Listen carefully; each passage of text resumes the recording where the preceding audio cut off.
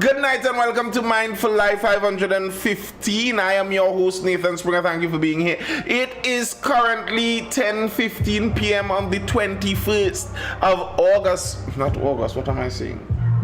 Yes, of August. What am I saying? Yes, wow. I thought it was July, still nearly there, you know. August nearly done. The term is about to restart.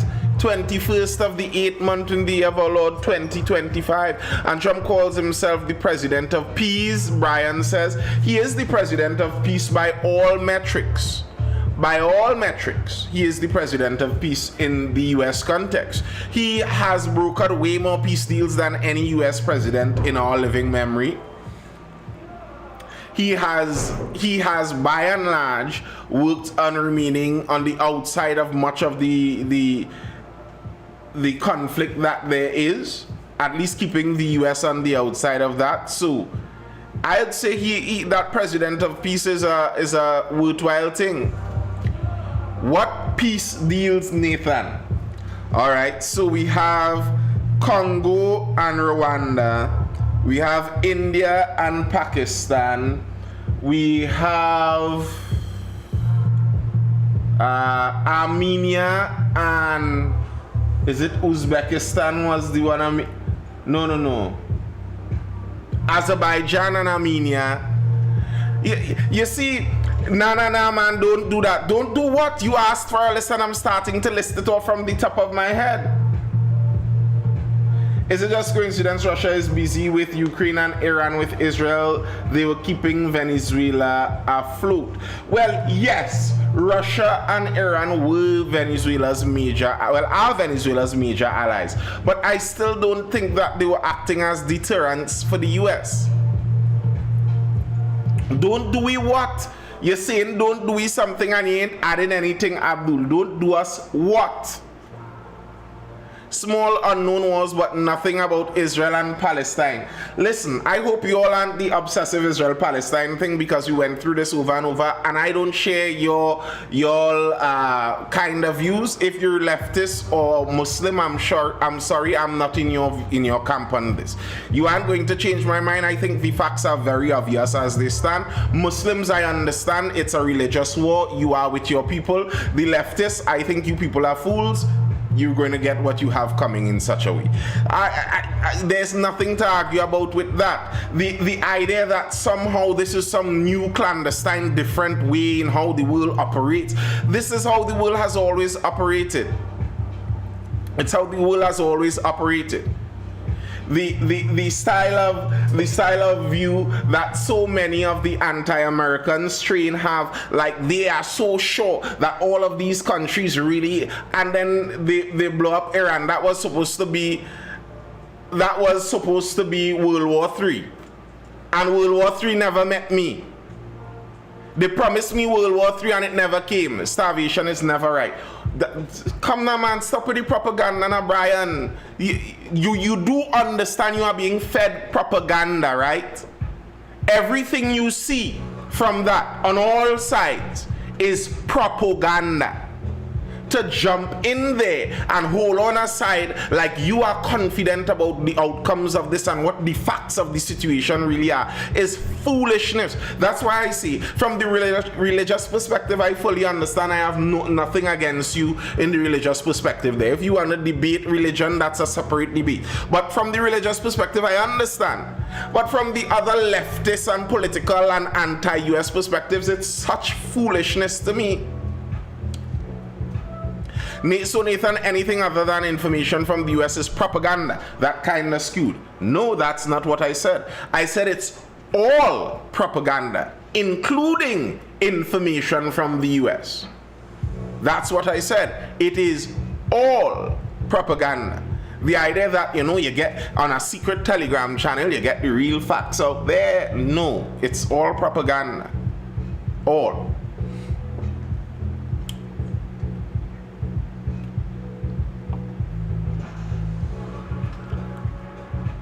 Very interesting to see what's going to happen with that whole Venezuela and US warships closing in business. Maybe I am just I have the normalcy bias that they talk about. Maybe I have that normalcy bias that they're talking about. But I somehow feel like nothing is going to come of that whole warships and 4.5 million. They want oil, Nathan. Who wants oil? The United States? Like, I don't doubt that. But I don't actually believe that if the United States is attacking Venezuela, it's necessarily because they want to go to Venezuela to extract Venezuela's oil as such. Even if there's an oil angle, it's not necessarily about going in there and taking the oil, even though they will gladly do that. I am not denying that. I think it's more about control. It's more about control. Not necessarily the United States, the billionaires that finance the lobbies and politics. Yeah, and I agree with that too. The financiers and global financiers all around, they're aiming to get what they want. They want to install a shadow government. I don't doubt that either. I think every major power would like to install government that's friendly to them in any country that they can. That's kind of how it's always been done, so I'm not doubting that either. Yes, I think they would like to install a friendly government to their business interests. I don't doubt that. But as I said, what I think is it's not necessarily about them acquiring more oil as much as control. But this was inevitable, okay? The USA is the biggest propaganda machine because they control the media and the narrative. Like, I don't know how people say this while preaching a bunch of anti-US propaganda. Like, people that are spouting anti-US propaganda 24/7 are somehow also convinced that the US is the only propaganda machine, the real big propaganda machine, and they control all the media and narratives. Like, what? So where are you getting your anti-US narratives from? If they control all the narratives, you think, let me tell you what's wrong with some of us. Some of us think that we are the special researchers that are all able to actually get the secret hidden knowledge that the Americans don't want us to get, and we actually know it. They don't want us to know this. While the truth is, the whole story and narrative you believe was something produced by another American.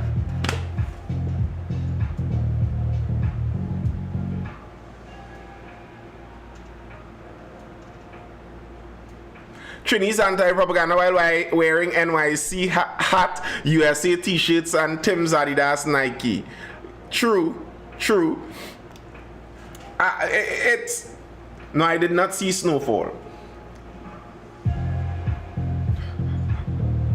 A little bit on the man eyeliner, leave the man eyeliner. Men can wear eyeliner too.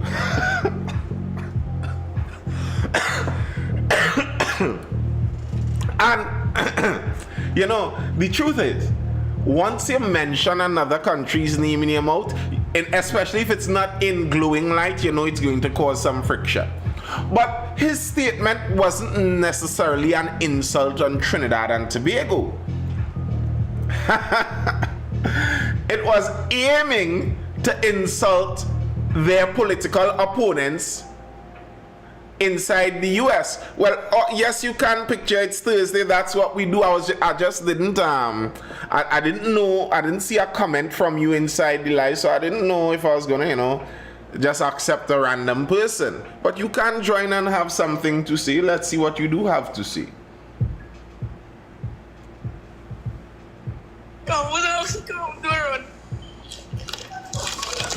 Hi, picture. All right. Yeah. We caught it straight. Exactly, Tony, the ambassador. We caught it straight because yes, Cam, yes. The we actually have the same surname too. Strange stuff. The main shot he was firing was at the Democrats in the United States. He was basically trying to say that Washington, D.C., being run by the Democrats, has been run so badly, it was worse in crime than a place that we are advising our citizens not to go to. We, the United States, they were talking about, are advising our citizens, and he didn't come up with that advice. He didn't come up with that advisory. But there is a U.S. travel advisory to Trinidad and Tobago. There has been one for a long time.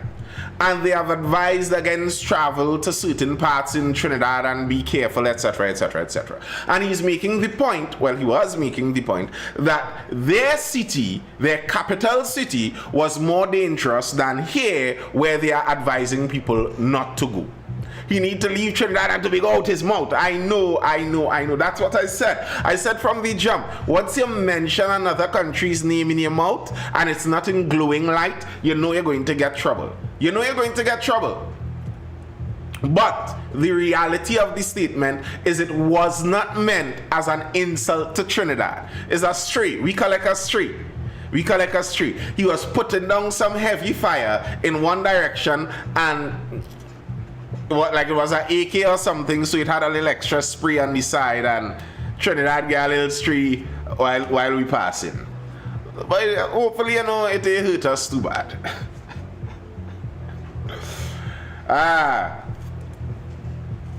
Yeah.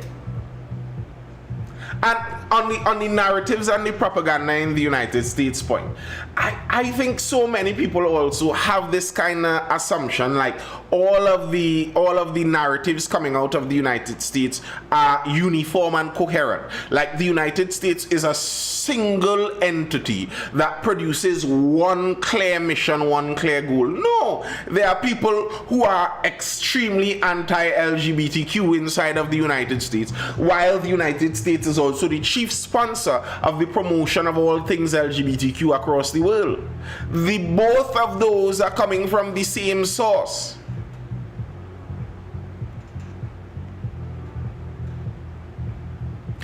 They are sending out the most Christian missionaries that are speaking clearly against such things and talking about a biblical record and a biblical something, and they are also sending out the most LGBTQ plus missionaries across the world. Both the same country. So the idea that, you know, this country has one thing that they have in mind, it's not called true. It's not all true. Paying for it too, yes, they certainly are. They most certainly are. I don't deny that. It's called having your cake and eating it too. I don't see that as having your cake and eating it too, you know. Because I don't think, as Abdul said, they're paying for it. I don't think they are winning from that. I don't think they are winning. None of the sides are winning. The LGBTQIA2 plus people aren't winning, and the super conservative people aren't winning either. And the kind of division amongst them are allowing some of Abdul's fellows in New York and Minneapolis, to make a surge. Abdul, your folks looking like they may take over the West in the end. Always conquer. I like how is nearly like you was going to say a sentence and you just cut it in a laugh there.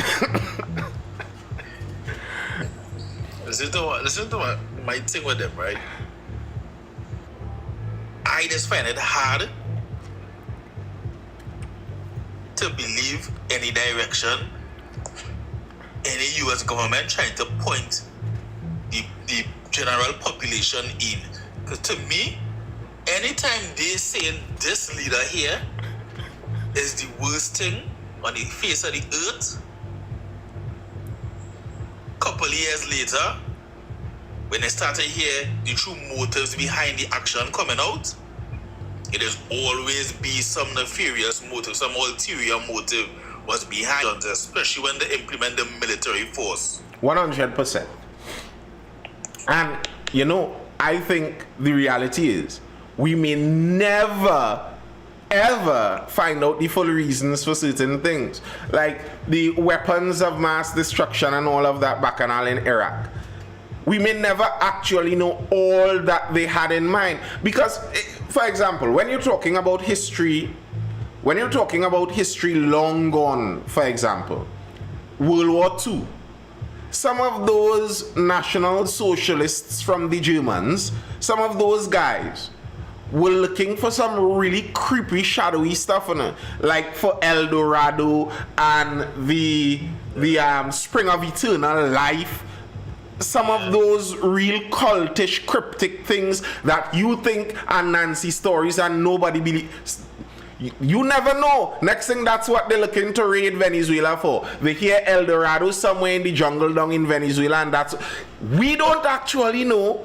It sounds ridiculous, but we really don't know. When America calling someone a dictator, that means the leader is doing something good. You see, now this is where I disagree totally. What Abdul is saying there, 100% agreement. I think the narratives that are given to us will not be true. They may never be true. They may on occasion be partially true, but the partial truth you might get may be as a means to obfuscate what the real truth is, to hide what the real truth is. I could agree with that. And I think most governments function like that, and nearly every government will function like that if they have the ability to. I agree with that. But you see, to take it to the other extreme, where you think of it as everything they say is good must be bad and everything they say is bad must be good, that's foolishness. It's like, all right, there's a peer pressure where your peers could force you into doing something. So they squeeze on you, but you lay more, they could force you into doing something. And then there's also a anti-social peer pressure, anti-peer pressure, where you are so against everything, you are exactly as predictable in the opposite direction. If I could force you to do something by pressuring you to do it, I have control of you. If I can also force you to do something by telling you not to do it, and I know for sure you are going to do it, again, you're in the same camp. You're in the same controlled camp. You're in the same controlled camp. And you have that's why I said the impression that one narrative is the US narrative and another is the not. You have both narratives coming from the US, a subversive narrative that is also coming from American communists, and you buy into that narrative somehow believing that's anti-American. No, it's anti-capitalist, but it's still pro-America in the communist American dream. That's where you're getting your narratives from. Many of the people that like this whole to just dip my toe in it, we ain't diving in, to just dip my toe in the whole Israel-Palestine thing. Many of the narratives you get, many of the narratives you hear aren't necessarily anti-American as if they're coming from some Palestinian giving this narrative. No, it's some American communist sitting in a university creating these narratives and allowing you to run with it. So it's not like one is America, one is anti-America, so we believe this one. And no, they're both America. The New York Times in the early 20th century was boosting Stalin. There were American papers that were boosting Mustache Man too. All the narratives come from the same place. So to somehow feel like, you know, if I believe anti what I think they believe, I'm on the right side, that's not necessarily how it works. Something that is amusing, sad, horrifying, and maybe defeating to read up and listen up on is African political history. Since independence in particular. Go read up on a lot of that. And read how so many African countries were played like fiddles and played themselves like fiddles. And by jumping out of the pot, jumped straight into the fire. So the Americans boost up this guy, and you say, well, if America boost up this guy, we hate him, this is the bad thing, we're going with the next one. And you run straight into the lion mouth. So the narratives are all mushed. The narratives are all mushed. The thing is, both sides push an agenda, right? Both sides push propaganda. Somewhere in between the propaganda, it has had a sense from the nonsense. Now, history, and people actions are along the line of history is what pushing the perception without, even though it might not be provable, the perception of that the US is untrustworthy is because most time recent history is mostly dealing with what took place in Iraq with the weapons of mass destruction, whole bacchanal, they never find none. That created a big distrust in the United States in modern history, and people started to think about the movements they make, and people started to pay attention. So whether they're doing something partially on the right track or not, that public trust not there. So right now the movement, right, we don't care about the public trust no more. We doing this thing nonetheless. Who vex? That, we doing this. But that distrust started since Bretton Woods in the 1930s. It started since World War One. In World War II, I can't remember the conspiracy. Someone in here said they're a conspiracy theorist. I can't remember exactly how it went, but there are allegations that the US kind of knew that Pearl Harbor was coming. They knew that it happened and they allowed it as a pretense to join the war. Because the US was not going to join World War II if Pearl Harbor didn't happen by and large. So, there are allegations as such. They know for sure the Gulf of Tonkin, the incident that supposedly triggered the Vietnamese War, was a false flag, as in they faked it.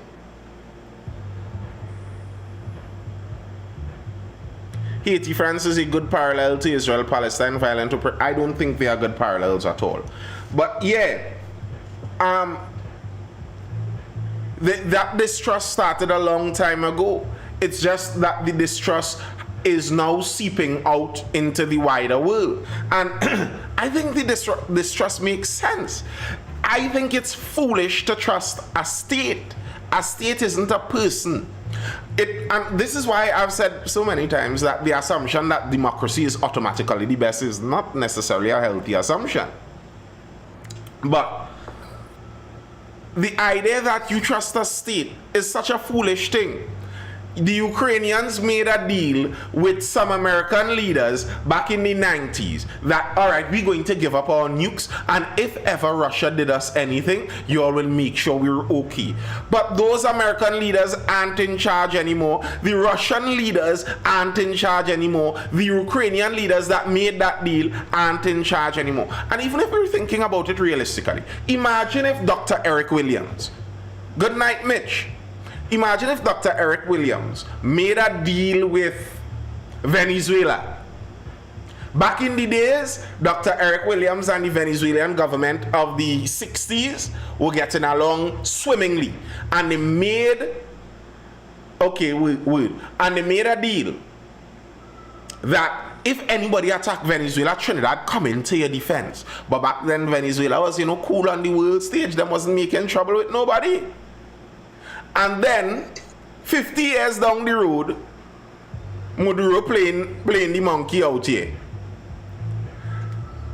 I, as a person who wasn't even alive when the deal was made, I am supposed to uphold that deal and send myself to die, send my sons, my nephews, my cousins, my brothers to die for a deal made by a man that dead, a man that doesn't even exist anymore.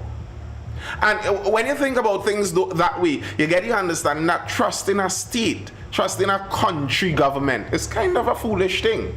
You're never supposed to have that. You're never really supposed to be trusting governments that way. Like, if it was a monarchy, those things make more sense. If the king of Saudi Arabia in the 50s made a deal with the Americans. His great-great-great-grandson has value in upholding that deal. That's a family tie. On a state business. What are we talking about? Like trust. Trust who? We were wrong. And it's not that America was once trustworthy and now they aren't.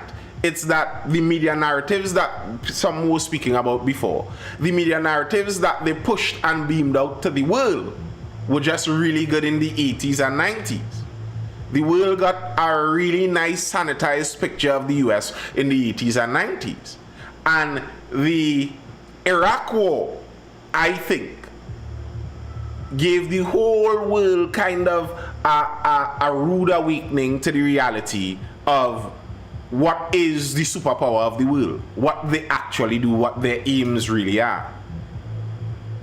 Yeah, I don't know. When I hear the stuff, I just be like, yeah, here we go again. It's like, and next one. I don't trust these people, innit? Like people who depended on tax them for the 10%, for the starting at 10%. You trust that? Like really, you trust that? But as not me, but as I pointed out, soon after the administration change, we had the issue with the Venezuelan government saying that they intercepted these people coming to their country from Trinidad, and they had one Trinidad, if it's that, deal with them. To me, it might be false, let me say that, right? But to me, it was real suspect that as soon as the administration changed, this issue just pop up. It's like Abdul, they was trying to agitate the waters. What's strange, here are some things that I found strange about that. I find how animated the Prime Minister was over it was strange. That hit Venezuelans on first sight, should first ask, like, what we talk, just so?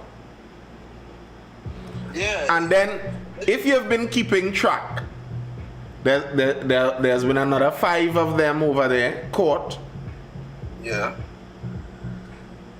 This is what I've been saying even before the election took place, that had they won that election, they would align themselves with the United States. The narrative was something too similar to me. Well, but that wasn't hidden, eh?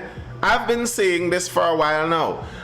Tance and her team, I put it probably on her team more so, but it's obvious that somebody on Tance's team is either a serious Trump fan or just someone who follows his political career, and they do mimic quite a bit. Like,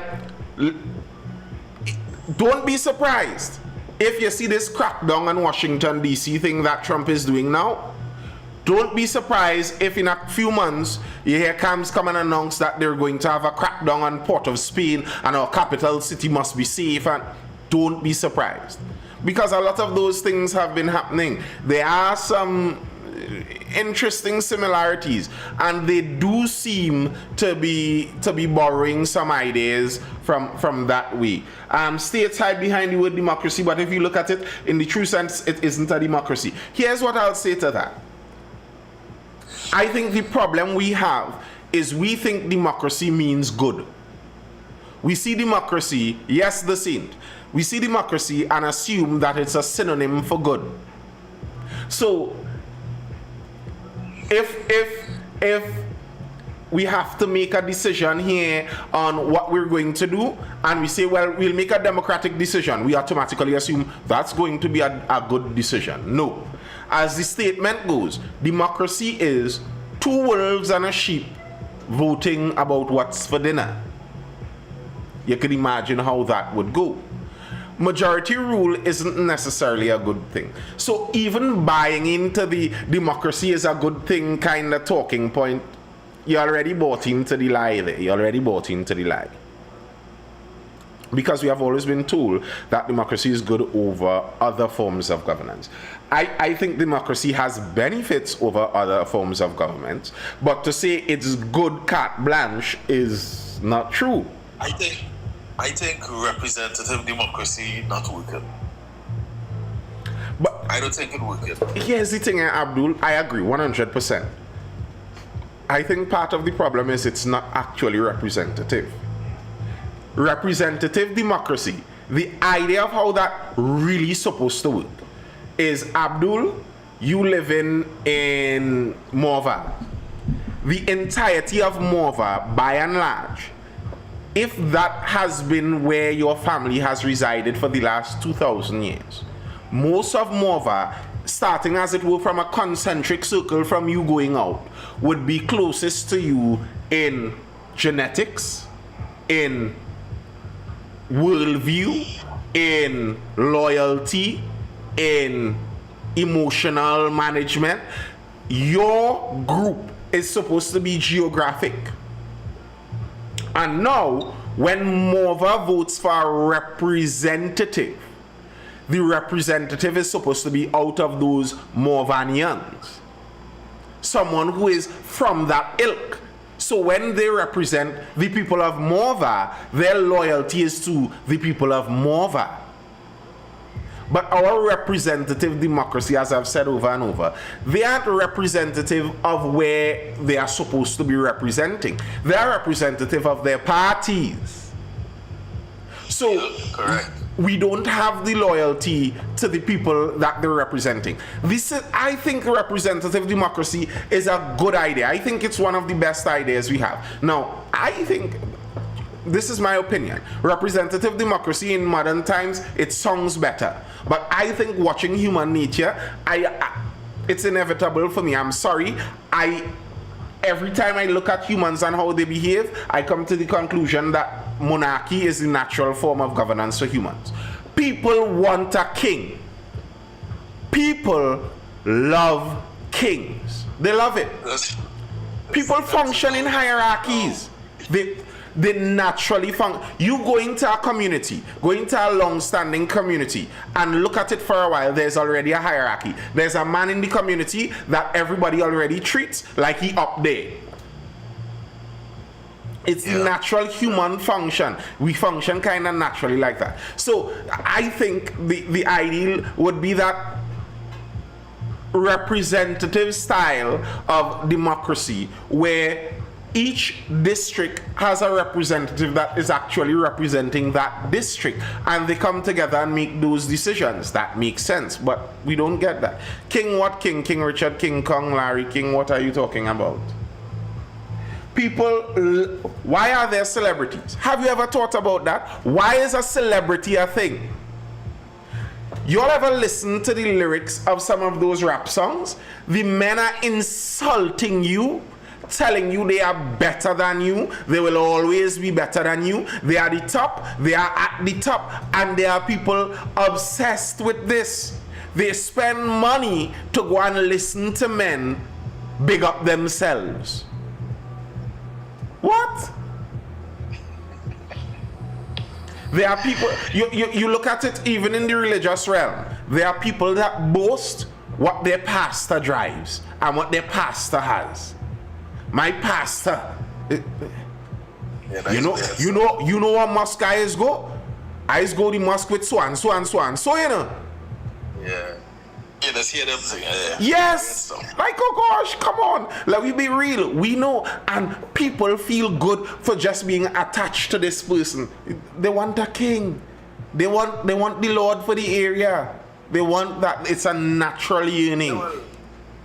Yeah. When people used to fight to be in the king's court, to be part of the king's court, right? Correct. Fight for it. Yeah, Ronnie, what you wanted to talk about locally? Hello, good night. Good night. So, I just had two things. This was from last week, eh? So, it says old news, blame Nathan, not me. So, one thing, of course, let me get my paper, because I forgot it. I had written it down, because I didn't want to forget it. That's a minority, though. You think a minority wants kings? I don't think so, actually. Gangsters, a gang functions in that kind of super hierarchical way. Can't put all in one bunch. I mean, obviously nothing is a monolith, but I think you could by and large put people in a bunch. You can by and large put people in a bunch. Yeah, Otis, yeah, to this, I always make a note because my brain bad. Anyway, so the first thing was, I don't know if you saw it last week with the alleged screenshots, right? Of the Minister of Homeland Security putting up how the crime plan is tell your family. So I don't even know if it's true or false, right? That's not the case. We don't care about that. Whether it's true or false. But if you go into the comments of these things, right, I find Trinidadians have to behave a little stupid. Trinbagonians, they start to behave a little stupid. The minister is, we're not saying that he said it because it could be fake, but the comments are in there supporting it. And this is how I think, like, the stupidity of our nation shows. Because why are you in there supporting this narrative? Like, yeah, the minister is right, it's people, well, they know how that does go. And the PLM people, and the people, and this and that, and the third, right? And it's like, I hate to see it, because if the shoe on the other foot, they would not be in support. And this brings me to my second point, right? I think every time you mention anything, now it's like, oh gosh, give the people some time. That's everything bad. But everything good could be attributed to the new government. Everything good. The crime is done. Oh yes, UNC wins, everybody wins, blah blah blah. Exxon Mobil come back. Oh yes, Kamala is the best. She's the queen of this country, Mother Kamala, whatever. You understand? But then when you mention things like the police system or this or that, it's 9 years that have to do it, it's 9 years of bad governance, blah, blah, blah, blah, blah. And it's like, well, they pick a struggle, you can't get the votes. You have to choose one. Oh my God, that song in the real ghetto right now. My bad. Sorry, I was just imitating how they sung in my head. So, yeah, so that's how I was like, these people are so, I don't know, that what is called a cognitive dissonance. Yeah. That's what they're practicing right now, because it's like, when you think about it, and I've had this conversation several times over, like, let's say, for instance, the Independence Day Parade, right? I always ask people, think about it. If it were not your preferred party that did this, would you be happy? And I could gladly say, as much as I did not enjoy or do not enjoy the UNC government, if PNM did that, I'd cuss. Because I just find, like, certain things, and you must be able to be honest with yourself. I am a Christian, I hear a woman talking shippiness about, yeah, she right. Even my co-worker talking shippiness about, oh, they're not glad she canceled the parade. That is $2 million they could save to pay people the 10%. This mean like, girl, are you stupid? So that's $2 million. But you have to come. You cannot tell me that 2 weeks before the parade, or they did not buy nothing for the parade. 2 weeks before the parade, or they didn't spend no money on that parade. How you save $2 million? You would have done already pay caterers. If you didn't pay them, you already had a contract with them, so you have to pay them. So what money was saved? 2 weeks before, you cannot save any money. Fireworks would have had to be purchased already 2 weeks before. So what money are you saving? Some people have no brain. I got my coworker, and I wonder, what would you do if you had a brain? I was saying this around the election time. That, yeah, and it could be depressing, a depressing recognition. It could be a depressing recognition, but you start to realize that the vast majority of people don't have a problem with what politicians do, you know. They have a problem if their group isn't in charge. Like, they really don't. Lots of the people that were up in arms about the divers missing and how that was handled, if their political party was in charge, they would not give two hoots. They don't actually care about those issues.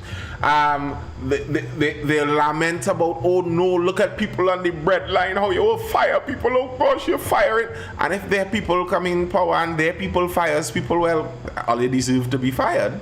Good thing, all they was supposed to get fired. Pen and that too. Quick question: did anybody else notice that Express did not run that story with that man who killed himself? Express didn't run the story. I didn't notice. I was on their page today up to I think it was 2 o'clock, and they did not run that story. I went back 3 days and couldn't find the story. Interesting. I just found that to be suspicious. Interesting. And listen, there would be stories like that, you know. Yeah, I do not endorse self-harm. I think it's a horrible way. Go get some help, talk to some people, all of that. But to pretend like you can't understand why it would feel like the world closing in on people is a very foolish thing. If Mr. and Mrs. both working in that kind of industry and both lose their jobs, There's problems. that is a real problems. Real problems.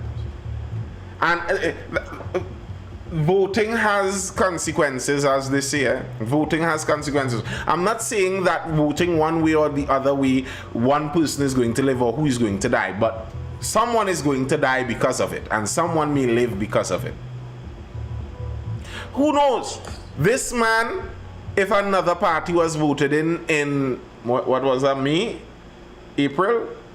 If another party was voted in, he may have been alive. Simple like that. Voting has consequences, but other people may have been dead too. I'm not saying this is to see who is good or bad, but it has consequences. That is tragedy. Some people will only feel it when it hits close to home, and as you see, that has gotten us zero progress. What is that has gotten us zero progress? Why is that? There's something that's happening all around the world when it comes to people's finances crashing and crumbling, and they'll be see this. It's not nothing strange. It might be strange to Trinidad publicly, No, not at all. but this is something that has happened worldwide. It's at a time on Wall Street. Like, that was a serious issue on Wall Street. Yep. Of course, men always off themselves when finances get hard. Girl, take out an insurance and go for a fishing trip. What do you mean? You offering yourself, you leaving your family in worse distress. Yes. They can't even claim your insurance. Go on a fishing trip. I agree it's the wrong decision. It's a horrible decision. You aren't helping anything, you're just making it worse. I agree with all of that. But and you want to talk about man and woman issues. As I reading some of the comments, I find, you know how some women is talk about men shouldn't talk on abortion issues. I find in some cases like this, if you are a woman, especially if you want to talk critical, hush your mouth. I'm not pretty. I'm not talking about necessarily you, are talking about the comments or so. Hush your mouth on the critical issues of such. Because you don't live a day in the life of a man. You do not. You don't understand that. Yes, mommy and daddy lost their job. But the consequence of it, it doesn't fall the same on mommy and daddy.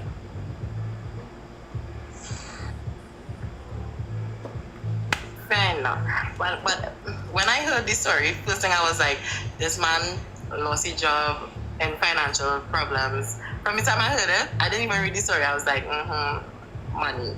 I have had 2 friends that did this, 2 male friends, and it was all the same. They were up to their, over their head in debt, and it was like, they can't take it. And it's quite sad. And I didn't mean to make it sound a way that you should go on a fishing trip, but in all honesty, doing it doesn't erase your debt. No, it doesn't. And it doesn't help. Yes. I think what people need to learn at this point. Alright, so I get retrenched. I sure can't afford the living debt right now. Go and file bankruptcy, do it. File bankruptcy, and just ride it out. I see people do it in Canada. File bankruptcy and ride out that 7 years. You But doesn't work the same here. But you could file bankruptcy. No, you could. But doesn't work the same way here. But many people don't know, Abdul, many people don't even know about that, you know. The chances are, if you're Yes, you could. working forestry, which is a daily paid worker, and your wife is URP CPEP somewhere around there, you all aren't in the realm of understanding filing bankruptcy and attempting to get financing from this and different measures. They aren't even in that realm. And I think that could be some advice. Learn that you aren't actually out of options as you believe. And here's the thing, Ronnie. I think, and this is why man and woman business, you wanted to talk. This is why I think very often female therapists aren't even the solution for some of these men. Because I think many times the advice women give aren't good advice. I don't think taking out our insurance and going on a fishing trip is what would have solved anything for that man. Men in that position, what they need to do is feel useful. What he needed, you know what might have kept him alive? He have a brethren that build in a house and give him a walk. A 2 months work, and all of a sudden he feel like he useful again and things showing up. The man needs to feel useful. Going on a fishing trip wouldn't make him feel useful. Now self he feeling useless. Huh? We know why he went on the fishing trip. We all know why he's going on the fishing trip. Oh!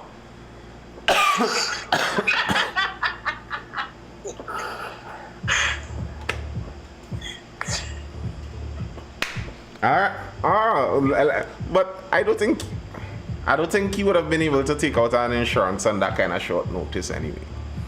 Well, I mean, it'll take some years, but men should always have life insurance. Yeah, just saying. Go get life insurance. Why? What do you mean, why? What do you mean, why? I told you have children. So wait now. So let me say I have a nice $10 million life insurance policy, right? And somebody decide to be a scumbag. Who going to be a scumbag? You gotta be your friend or your wife? Somebody decide to be a scumbag. Your wife? Or your children? Anyone. Because it could be a beneficiary. Anyone. Well, don't tell them how much you have. You can keep that confidential, you know. I don't know if I would put it as hard and fast as every man needs one, because there are different ways to do that.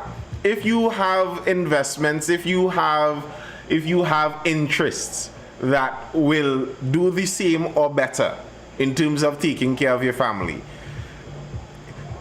think of it this way. By and large, no life insurance company is going into life insurance to make a debt, to make a loss.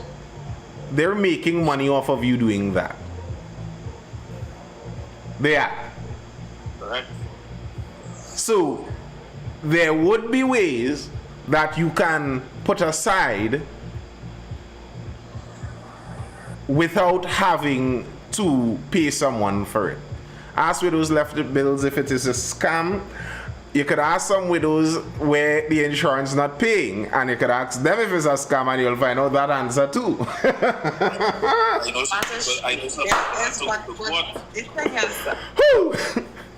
Honestly, I've heard both sides of it. I've heard both sides of the people experiencing these things. And while there are some scamish experiences people have, I don't think it outweighs the benefit it would in certain instances. Ronnie, I prefer have my business, fight up with my business while I'm living and breathing, and let them inherit that. Listen, if I paying $700 a month in life insurance for a nice life insurance, $700 a month, that's a lot. That's not life insurance. That's not nice life insurance. $700 a month? Yeah, that's really not a life insurance. That is nice enough. That is nice enough. If I paying $700 a month for a nice enough life insurance, If I take that 700 a month and invest it in some business interests I have, you don't think I might be able to make more than that? 700? 700. You need to point me in the direction of these places and things because I'm confused. When I say you see, when people think investment, they think you're going up on the computer and pressing invest, clicking on an app on some kind of something. I'm talking literally invest, as in you see something that you can do or that you know someone can do and you put your resources into allowing it to happen faster. Literally invest. And I think I watched too much Lifetime growing up for that insurance thing.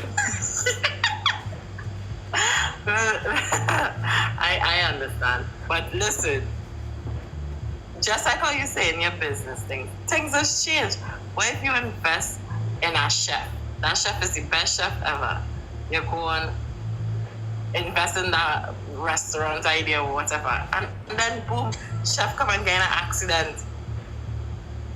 You lost the investment is a risk. But next thing you invest in the insurance and then some complication in your debt, they don't want to pay your family. Which happens very often. And I've seen that happen. Listen, or the payout coming after the stress of the death gone. So they already had to stress and borrow. They already had to stress and do this. And 5, 6, 7 years down the road, now you want to come and give them some money. Well, Nathan, hear this.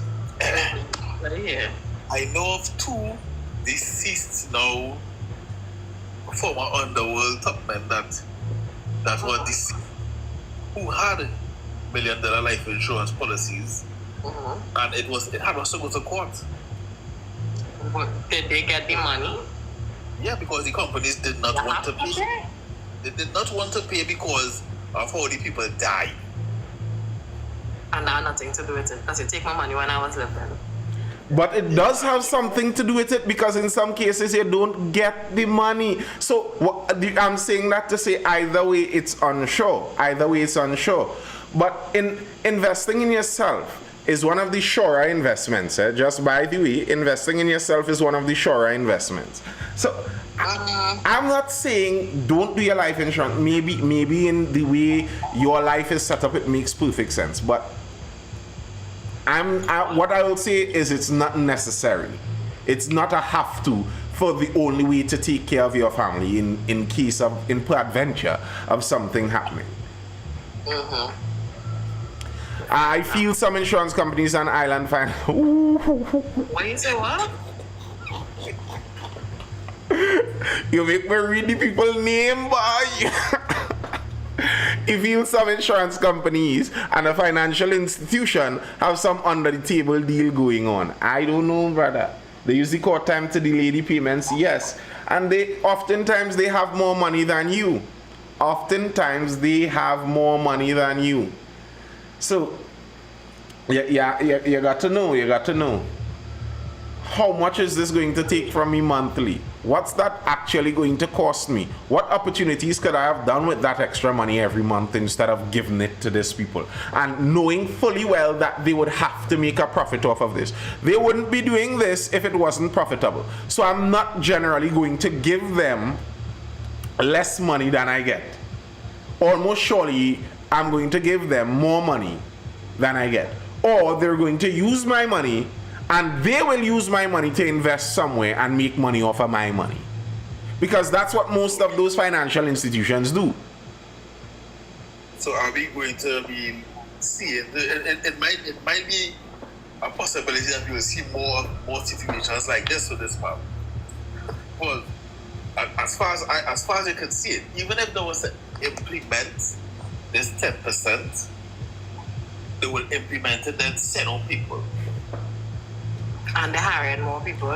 Tance said there is room, I think that the number is 20,000 vacancies, she said.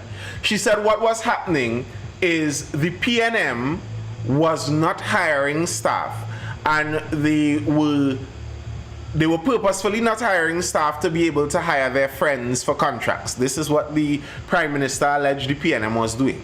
So a lot of the ministries are understaffed to the number, according to the Prime Minister, of 20,000.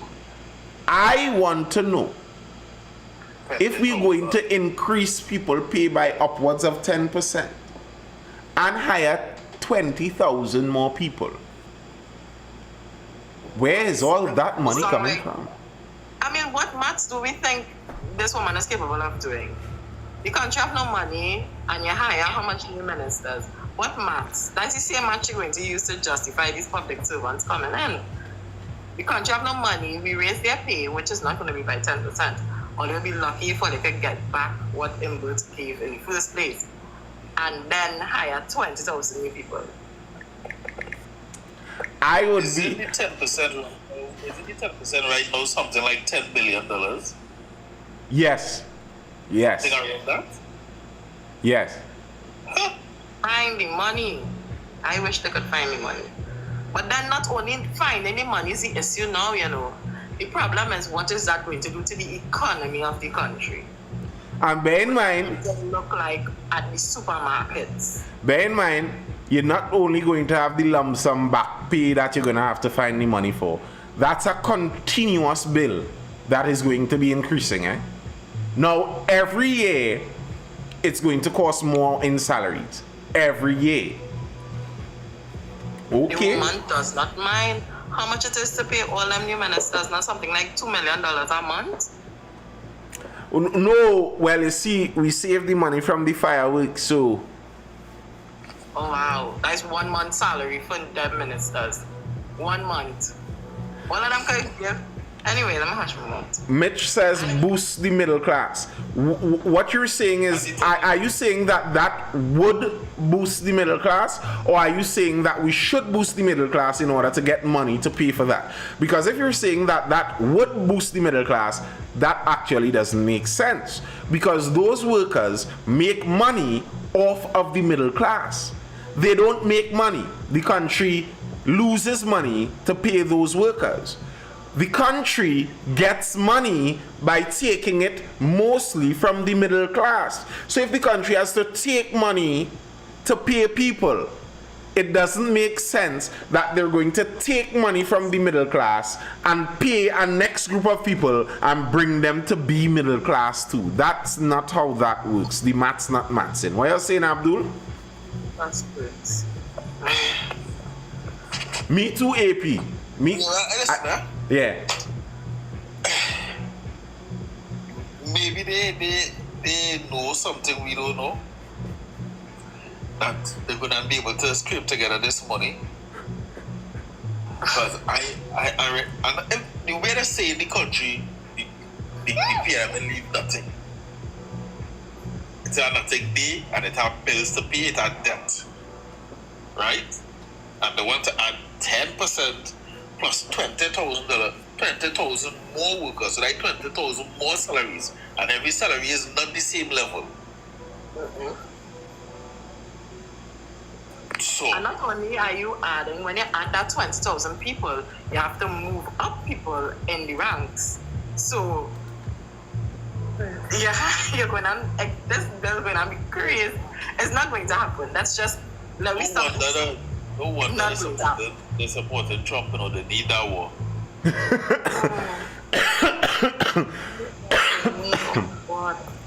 Who knows? Maybe Abdul, you know, you say something and the conspiracy thing will start there. If they have a financial deal to work Trinidad as a staging area in exchange, because you know, balancing our budget is a mistake from U.S. Treasury. Like they could, somebody in the Treasury could yawn a bit and close their eye and wipe their face and thing, and the money that passed through in that time balance our budget for 2-3 years. Their printers go at an amazing rate. So it's nothing for them to try a little to throw a little monopoly money and balance our budget for us. Maybe that's what they know, Abdul. Because If that's the exchange, let me ask that. If that's the exchange, if the exchange is Trinidad as we were before, we were once a staging ground, we return to staging ground situation in an offensive towards Venezuela. They assure us they're moving in a Iron Dome.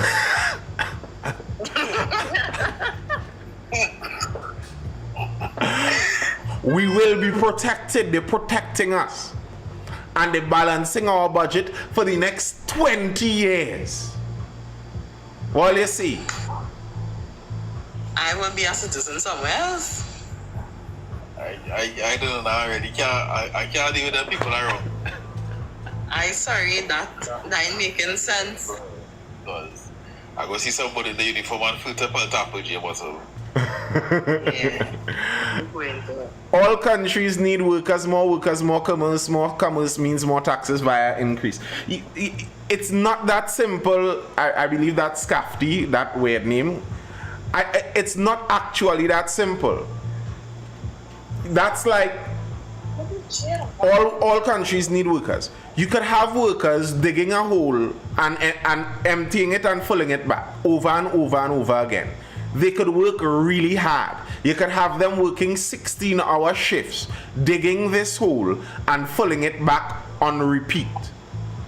That does not gain anything in value economically for the company or country that hires them. So it's not about the country needing workers. The country needs efficiency. We need to get things done. It's not about the workers, it's about getting the things done. If you're a contractor, you know this.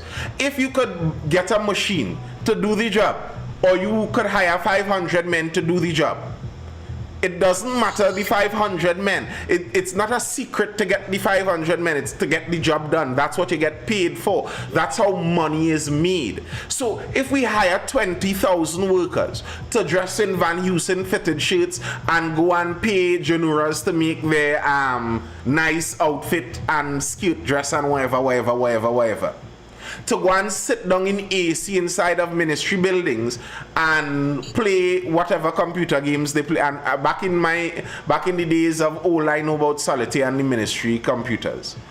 But whatever they do these days, on Facebook or WhatsApp, whole day. And we pay them 6,000-7,000 a month to do that. That's not going to gain our country anything. It's not. Especially when we're looking at our country has a problem with Forex. We need to make money by selling things outside.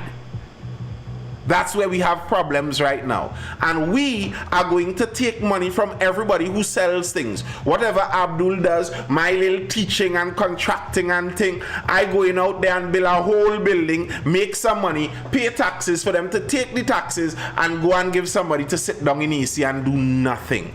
That's not going to build our country. Government need tax money. Government employing is not the answer. It is the private sector. Oh, very well. That's what I was trying to understand if it was you saying. Well, in that case, I 100% agree. The government needs tax money. The government employing workers. Like, the government making taxes off of their own workers is a nonsense. My question is why the price of shandy cheaper in other countries but expensive in Trinidad. I asked the CEO of the Trinidad and Tobago Manufacturers Association that very same question. That was easily about 2 years ago.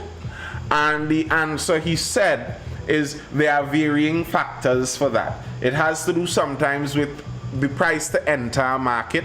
So according to what they would need to enter a market, sometimes they would need to drop a price. Sometimes the scale they produce at for a market allows different pricings. Sometimes the taxes that are charged for different things in different places allow different pricings. And then there's also the reality of what the customer is willing to pay. Yeah. But not only that, you're also looking at they would be willing to sell at a cheaper price because they're going to be getting US for it. This is like in Trinidad, we paying $30. They can't do nothing without that only facilitating everything in Trinidad. Like, I don't know if you're familiar with this Guyana. Guyana has a shandy. I forget the name of the brand. Banks or something? It's not Banks. It's not Banks. But Guyana has a shandy, and that shandy is $7. That's the shandy I just drink. And it actually tastes really good all there. And my sister who lives in Guyana is not a US for that. It's more money in Guyana. But we get it cheaper here, I guess, because for the same reason. Yep. That shandy does taste really good all there, I swear. That's how it works sometimes. And sometimes it's the price they get into the market. Otherwise, if they price it at some other range, it's what the competition on the market is to. If you're coming to Trinidad and you have a red stripe like the Jamaican beer that comes, and the typical beer that people drink like a red stripe in Trinidad, Caribbean Stag is ranging between $10 and $15. If you bring your red stripe and say it's $25 in the Trinidad market, you wouldn't get the sales that you're hoping for, very likely. I need to, this Forex thing, I need to listen, Yeah. This Forex thing, I not understand it because Trinidad and Tobago is still selling natural gas on the international market. There was an increase in the natural gas sales in 2025. So, even if, let me say, payments don't come in on time all the time, but payments still coming in. So then, where the Forex from that going? Remember, Jawala is Ramsaran or Rambaran, his surname is, the former governor of the central bank. When the PNM fired him in 2015, yes, you can, Scafty.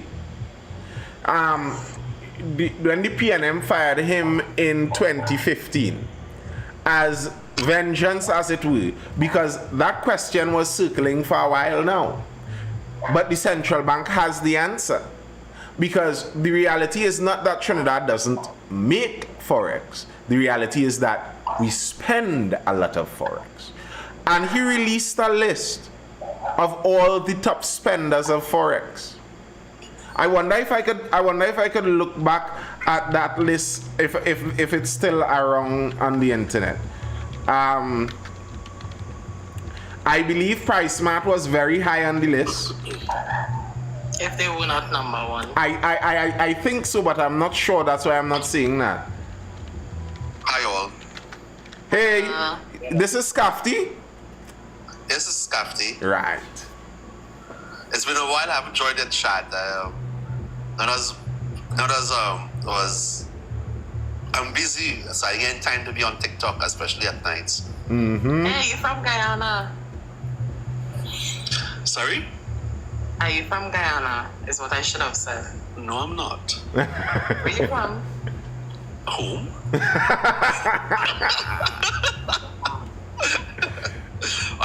Do I speak Guyanese? You have an accent. I don't know where it's from. We're not from Guyana. I'm very positive. I guess for my spelling of my name to give you an idea. No, sorry, that doesn't help me at all. And everybody else. Yes. So back to the Forex with the Forex and price of oil and gas. Oil and gas tend to be long term. It could be it doesn't fluctuate. Price very sudden, like for instance, Trinidad selling our oil or gas to another country is not fluctuated daily. These are contracts, can be short term, as little as 3 months, or for 5 years, 10 years at a fixed price. So what the market does, it doesn't really reflect on, depends on the contract and the contract or contracts the country has to selling their raw material to other countries. So it may not affect the fluctuation when you see in oil and gas prices on a daily basis would not really affect the contract as such, because they're locked in at a certain price. If that don't answer your question. in terms of the forex coming into the country. No, well, it wasn't about the market prices fluctuating. You know, the thing is what is going on, where the forex that is coming in, going, because forex is coming in.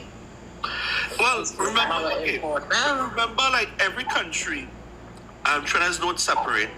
We don't produce everything, and we can't. We don't produce anything.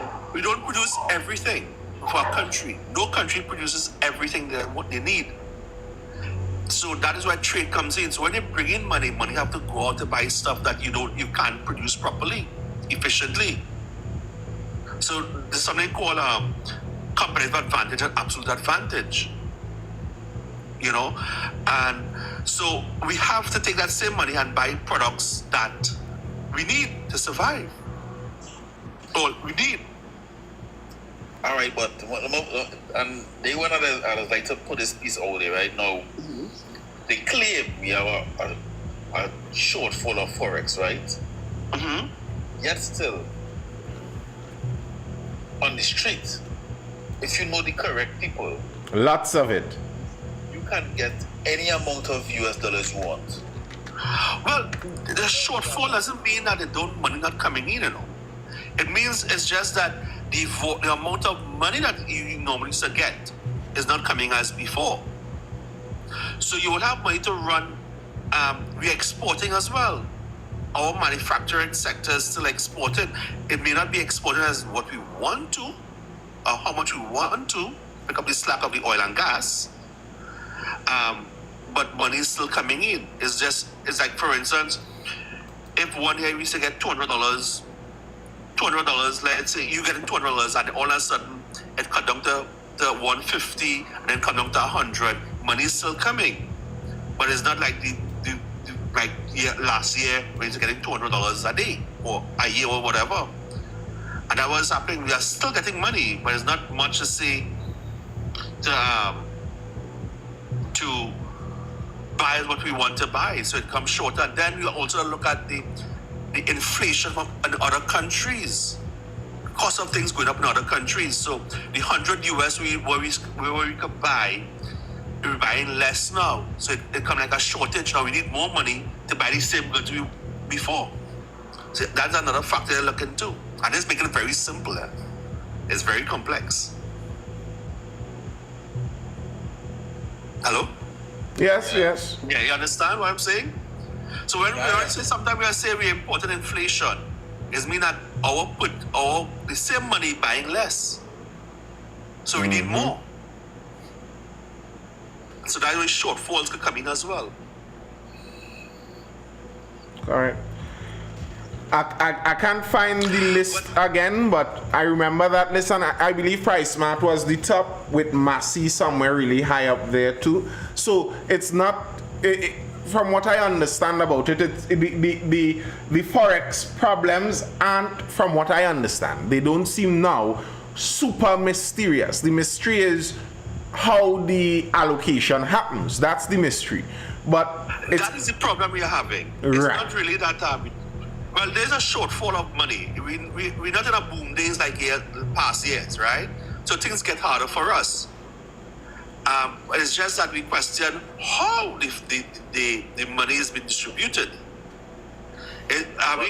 Is the manufacturers getting a fair share to bring in the raw materials? And here's the thing. Compared to the traders. Now, there are traders and manufacturers. Here's the thing with that too, Scafty.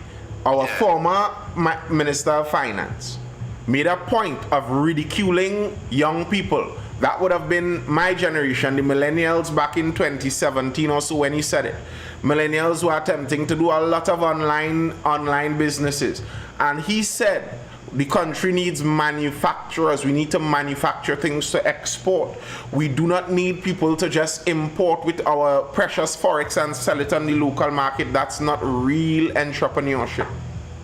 And the sad part of that, to me, that was very short-sighted. not only short-sighted, it's an evil thing to say. That is very short-sighted. Not short-sighted, it's an evil thing to say. I am not saying short-sighted. Short-sighted puts it into the academic language. That's a cruel, nasty thing to say when your financiers are the top users of Forex doing the very same thing. The top users of Forex in the country do the very same thing that our former finance minister criticized the smaller enterprises for wanting to do and squeezed them from getting Forex to be able to do those things, while we have these traders doing that very same thing. Now, listen, if PriceMart wasn't able to get all of the Forex that they wanted, what would happen to our country? Instead of having 4 locations of PriceMart, we would have just had 2. Would that have harmed our economy? With the added Forex not going to PriceMart. Not really different. Remember, if they don't have a demand, right? But here's the problem, Scafty. I don't buy the demand, because the demand could only follow the supply. Here's why I say that. You might think that yes, the supply would follow the demand, but not in this case, because the supply could only come from one person, and the government decides who gives the supply. So of course the demand would be there. If I could have accessed the Forex that PriceSmart could have accessed, I could have opened a branch of Nathan Smart and sold the same thing, bought the same foreign goods with the same Forex, bring it down in the same containers, hire the same local transshipment people to bring it to my grocery, hire the same local staff to outfit my grocery, and it's just that the profits would have gone in my direction instead. But the government decides seemingly who gets the Forex, and then by doing that they decide who the winners are. Well, that is unfortunately that is true, because I work in a I worked in a manufacturing sector, and it was very difficult to get Forex to buy raw material to export. Mm-hmm. And it's not just about the problem we face. It's not just about Forex, That's just part of the problem. Is the efficiencies that multiplies manufacturing in Trinidad. When you finally get your Forex, it takes some time. It takes a month or 2 to get your raw material clear. And that adds up in your financial cost. Mm-hmm. Ease of doing your business. Product inefficient in terms of manufacturing to export. Time. Mm-hmm. We don't see time as a factor. The manufacturing associations. We spoke. That was like a 2-hour conversation, and he spoke about some of those issues where things you don't even take into consideration. Traffic. The traffic situation makes it a mess. Yeah. Crime. What a person would have had to pay in security in 1992 is 300%, probably 30,000% greater in present day. The times have changed. So all of these change a lot of the factors. But on the direct Forex issues, I have heard many of these, like why is it that only the small and medium enterprises, they're looking to bring in, they're doing contracting, because that's the realm I'm in.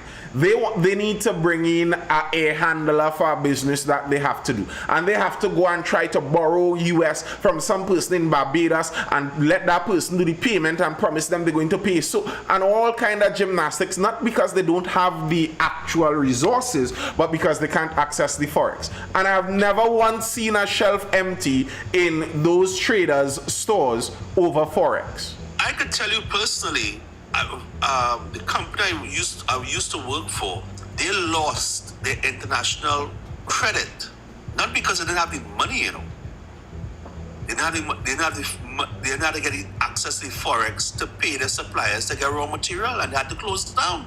Guyana was complaining about this because I know there are Trini businessmen I know that are doing this. Opening a company in Guyana, doing business in Guyana with US dollars, and using your outside gained US dollars to make purchases to come back into the local Trinidad economy. All kind of long circles. That is how business operates. Meaning that anybody will have to do what they have to do to survive. Right. Unfortunately. And now people have to do that. And Guyana looking at us cross with that about 5 months ago. Guyana. I do not blame Guyana. Exactly. Right? Because Guyana has the same problem. Well, the same way. You know? But we have to answer some serious questions in Trinidad. Yes, we do. What is really our long-term goal? And this is not a short-term gain. This is not a short-term thing, you know. And this is why a certain sector of the economists have been saying to float the currency for such a long time. Floating. No, that is how I total disagree about that. 100%. Here's the thing. I understand why people disagree. And I would disagree for the same reasons many people disagree on the difficulties it could create in our economy. But the thing is, what we are using right now is already creating some of those difficulties. And I think leaving it in the hands of politicians to put their thumbs on the scale is a bad idea that will lead to further calamity. I totally disagree with you, and I'm sorry to say that. I understand your point of view, but the question of the valuation or what's the other one? The valuation floating. Or if it's fluctuating or not, right? What is really the question I always ask people? What is the right rate of foreign exchange for any currency? And understand something. When you devalue your money, it's not just your money you're devaluating, you know. You're devaluating your resources. And what is the right factor? What are and it's all about what I feel, you know. It has to do with resources, you know. Right? Because tomorrow morning my resources it could fall half the price because I think it's half the price. But truly, in fact, it's not.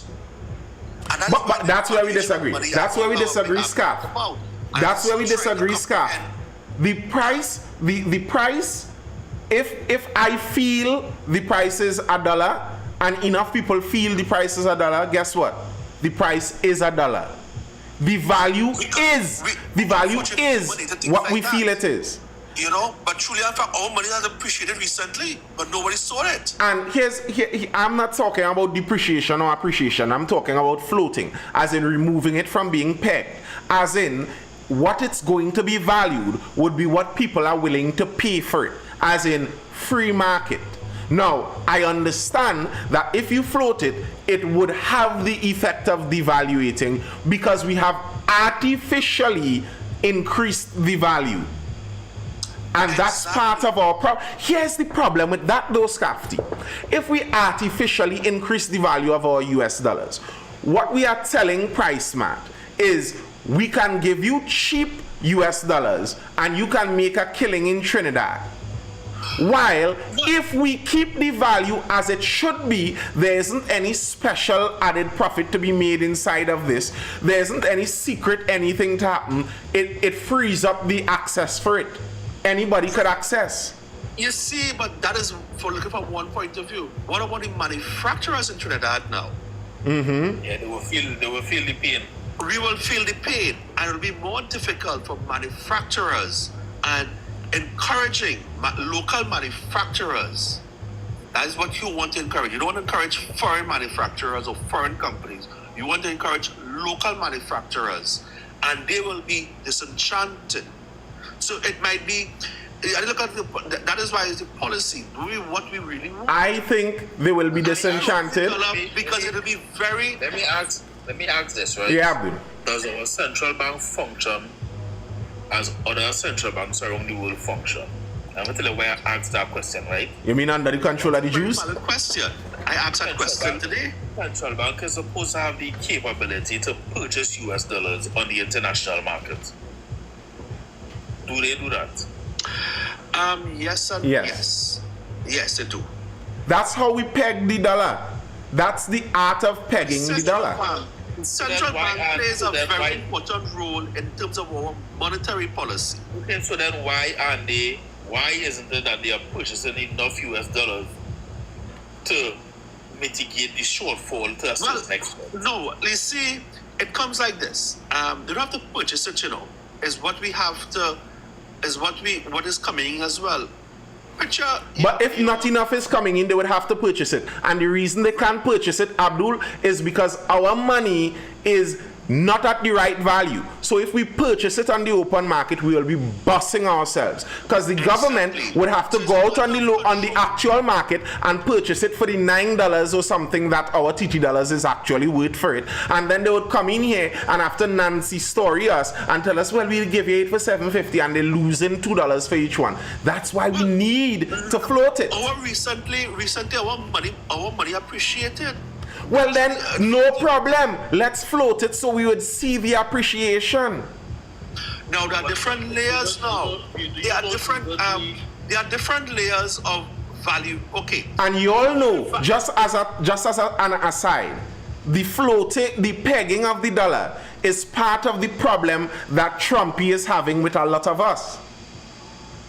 Pegging of the dollar is what the U.S. administration is one of those things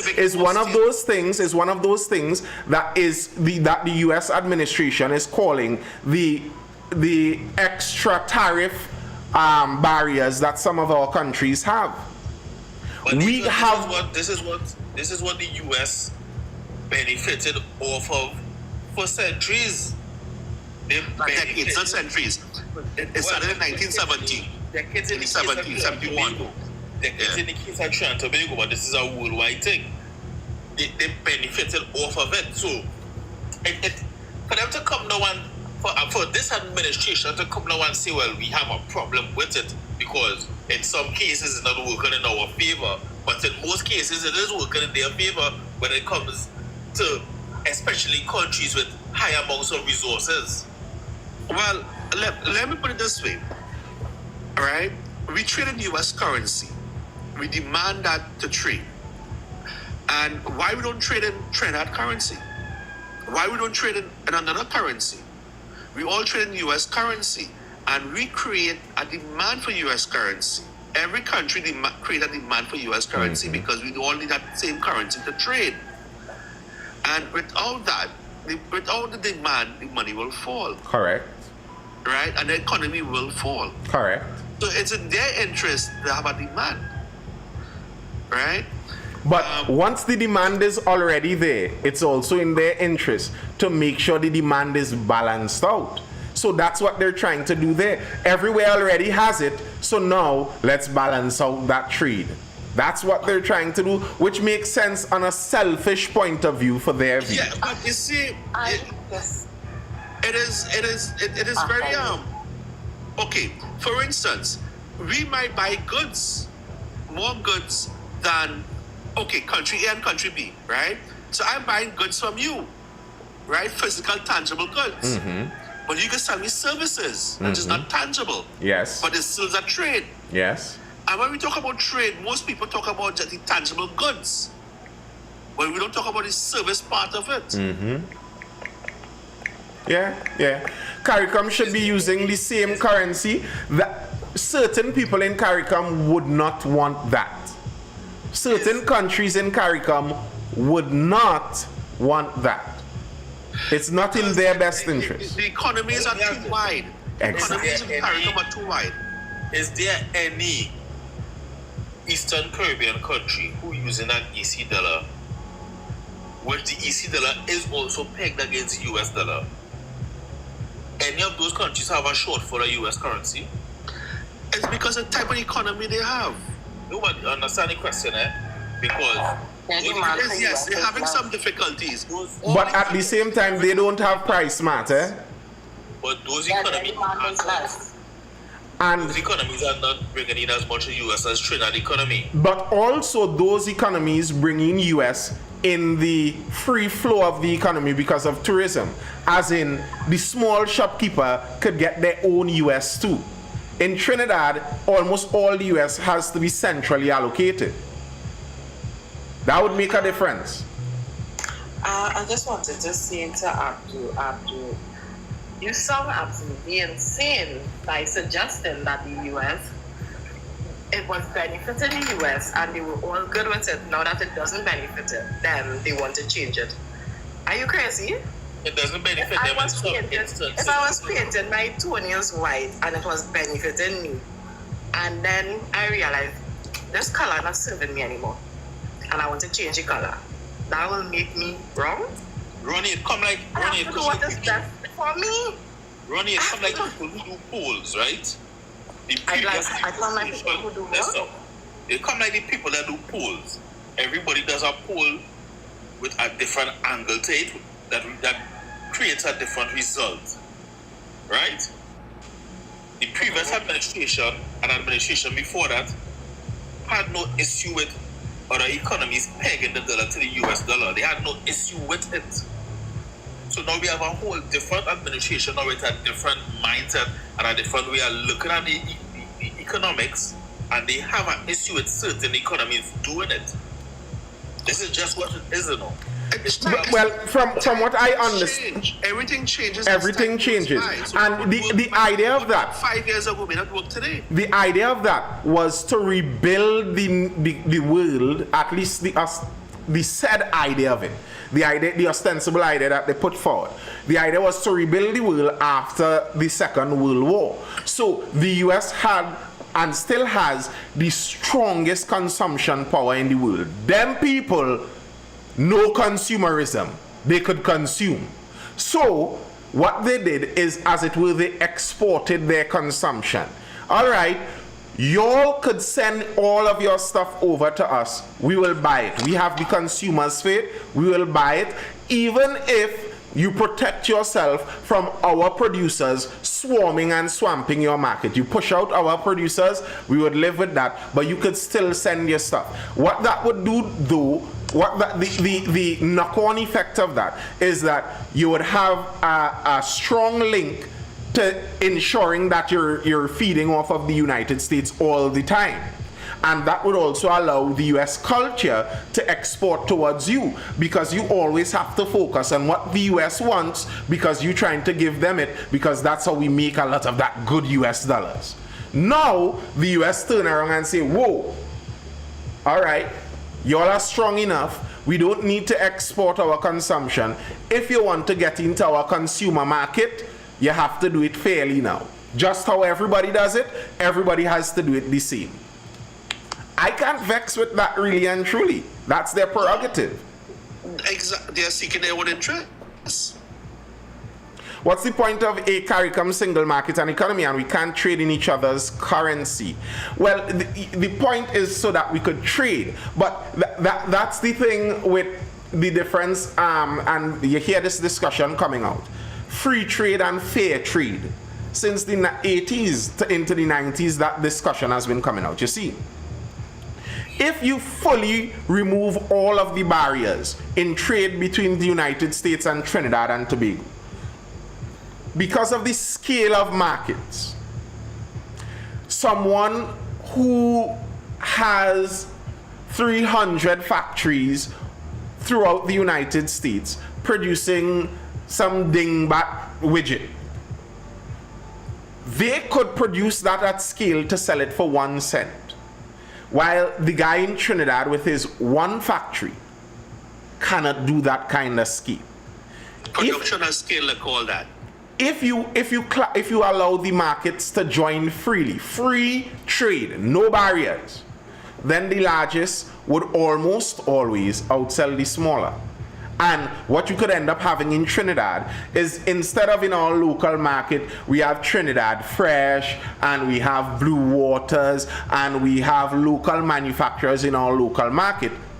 All our products are foreign because they are cheaper, because of the scale. So you want that protection on your local market. So in the case of the Caribbean, if you're a smaller, less rich Caribbean country and you want to retain some of your local industries, you don't want associated brands to come in and flood your local market. You don't want Ansa McCall to come in and flood your local market. You don't want, what's another one, Massey to come in and flood your market. Trinidad has a lot of large conglomerates. We are a big, heavy shaker and mover in the Caribbean context. You don't want that. Massey done out there, Nathan. Massey done out there. Yes, but they would be balanced. They can't take over everything. That's the problem. You don't want that. You see, it's simple come down to this, huh? I always tell people, if you don't have workers, you don't have customers. Mm-hmm. Think about that directly. Workers are the product you produce, you are indirectly buying it. Go buying it directly. And if you don't have that local commerce, you would not have that. You would not. Things are just close. If you're not working, where are you getting money to buy stuff? Yep. Simply put, so you need workers in order to have consumers. Again, to go back to the present troubles with their labor in the US, that's kind of what their present administration is seeing they're tackling. Because what happened to a lot of the the Midwest, the Rust Belt in the US, the shipping out of industries killed some towns, some communities. If there's a large factory there and all of these workers live in this community and most of these workers spend their money at the diner and at the general store and at the hardware and all of that, it keeps the local economy spinning. If that factory closes down, everything in that local town dies. And that did happen because some of those factories, when they freed up trade, they left. They exported the factory, the workers lost their jobs, the communities died. It happened. You know where that happened in Trinidad? Where? It happened in Trinidad in the carnival sector, the mass making sector. That happened right here. Because some of the big bands decided to make the costumes in China. Cheap labor. Mm-hmm. And now all look Yeah, the same, that. so ugly and cheaply made.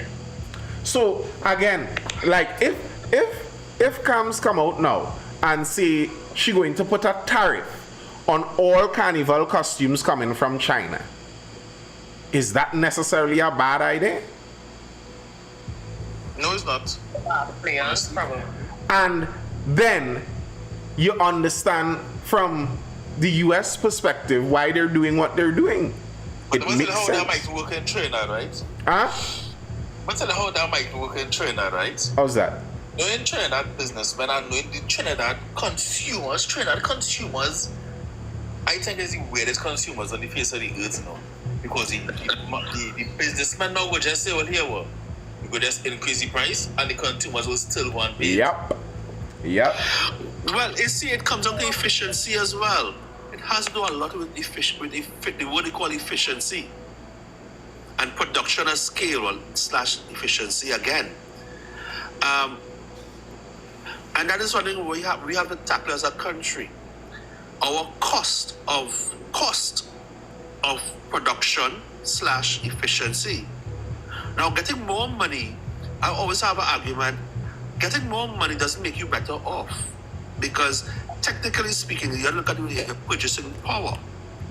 Getting that 20% pay increase for the first month, within 2 or 3 months, you're buying less than prior, but you have more money in your pocket. Are you better off? Correct. And that's the question everyone I ask a lot of people. Do you really want a pay increase or you want a purchasing power increase? There's two different things there. Yeah. I agree. People don't understand that. I always say that we have to look at our factors of production. And when we increase our wages, what are we really doing? And even added onto that, Scafty, better off or worse off? I think a factor sometimes that we don't put enough credit on is that there are other things beside the numbers going up on the chart. As in the carnival point you made there, Abdul. If it is that, okay, mass men making more money, they hire some more people, so some of their staff even making more money, but the local artistry of our festival disappears. Is the gain in profit worth it for the loss of culture? Because the skill is disappearing. You need that skill and wire bending that you could learn. That all will disappear. And the flavor of it will change because the Chinese mass producers aren't producing with the same ideas of a local Trini. They don't have the same cultural thoughts. They don't have the same process of viewing things. So it's not the same art you're going to get. So you're changing the culture through that. There are things that can't show up on the GDP chart. You don't see it on the GDP chart, but it's a factor. And that's why I'm not totally against certain levels of protectionism. All right, people. My time has elapsed. I can't go after 12. That's all I have for now. It was good. You see, a sharp running. We here on a Thursday. Y'all who up there, give your closing remarks and let's look for a dive out there. Who's going first? It's a pleasure being on this chat. It's been a long while I haven't joined, and it brought a lot of fun memories, and it was very positive discussion, and I look forward for your chats in the near future. It was nice. As always, Abdul. You know, it's a love. Yeah, always. I enjoyed it a lot. I always enjoyed his chats. Positive, always a positive spin on things and different angles. And that makes that, and we all learn from each other from different angles because, you know, our exposure have us to things to think in certain ways. Yeah. Oh, I could just make one point on the last one because I forgot. And I remember. Yeah. I make that one. Based on Carnival, right? Yeah. I have just realized or recognized Trinidad and Tobago is the confluence of the Caribbean when it comes to Carnival, and that's my closing argument. Tushy. 100% tushy. Convent. Yeah, boy, in passant. Yes, Hotep by all this name changed by Hotep by Nisi. I got to say how Nisi's still here. Then I remember, baby. Nisi is going to be here till 3 o'clock. Yeah, Abdul. One barrel of corned beef and all the peas and carrot and tin. In case of the Prime Minister decide the sign off on Trump and let him start the war for Villa.